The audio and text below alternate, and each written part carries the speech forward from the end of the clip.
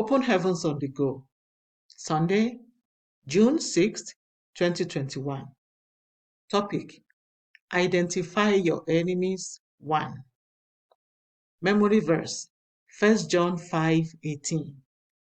We know that whosoever is born of God sinneth not, but he that is begotten of God keepeth himself, and that wicked one toucheth him not. 1 John 5:18. Bible reading: Judges 16:16-21. And it came to pass, when she pressed him daily with her words, and urged him, so that his soul was vexed unto death, that he told her all his heart, and said unto her, There hath not come a razor upon my head, for I have been a Nazarite unto God from my mother's womb. If I be shaven, then my strength will go from me, and I shall become weak and be like any other man. And when Delilah saw that he had told her all his heart, she sent and called for the lords of the Philistines, saying, Come up this once, for he hath shewed me all his heart. Then the lords of the Philistines came up unto her, and brought money in their hand. And she made him sleep upon her knees, and she called for a man, and she caused him to shave off the 7 locks of his head.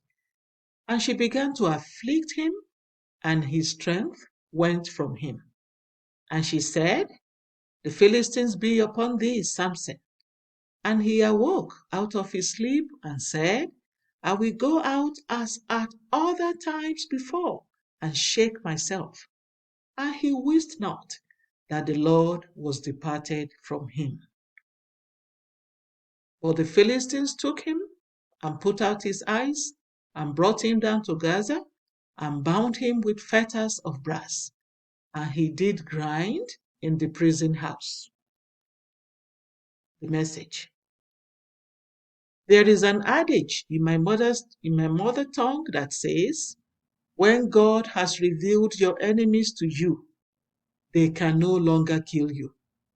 The belief is that once you identify your enemies, you will be able to relate with them with caution, such that there will be no loopholes through which they can harm you.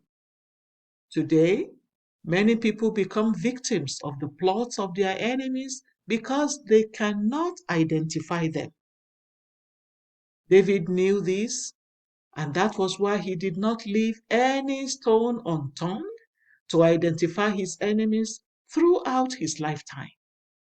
1 Kings 2:5-6 says, Moreover, thou knowest also what Joab the son of Zeruiah did to me, and what he did to the 2 captains of the host of Israel, unto Abner the son of Ner, and unto Amasa the son of Jether, whom he slew, and shed the blood of war in peace, and put the bloods of war upon his girdle that was about his loins, and in his shoes that were on his feet. Do therefore according to thy wisdom, and let not his whole head go down to the grave in peace.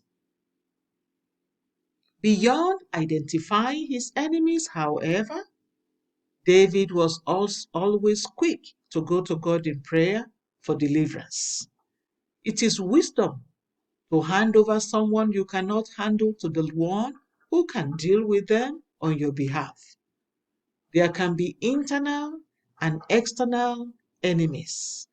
The former are more dangerous than the latter. This is because if the internal enemy does not open the door to the external one, you cannot get hurt. As we see in our Bible reading for today, Samson never identified his internal enemy, lust, which led him to succumb to his external enemy, Delilah. Sin is the greatest enemy of man and resides in everyone yet to be born again. Apostle Paul described this in Romans 7:18 and 23. He, however, did not just lament about it, he dealt with it. Sin is the enemy within. It must be identified and dealt with decisively. How do we deal with this dangerous enemy? The only way to deal with sin is to confess it, forsake it, and ask Jesus to use his blood to cleanse you from it after accepting him as your Lord and Savior. If you do, you will be forgiven and made free from all the consequences of sin. Prayer point. Prayerfully identify your enemies, both internal and external. Ask God to deal with them on your behalf. Bible reading in 1 year. 1 Samuel 1-3. Hymn for today. Oh, my comrades, see the signal. The Open Heavens is written by Pastor E.A. Adeboye, the General Overseer of the Redeemed Christian Church of God. God bless you.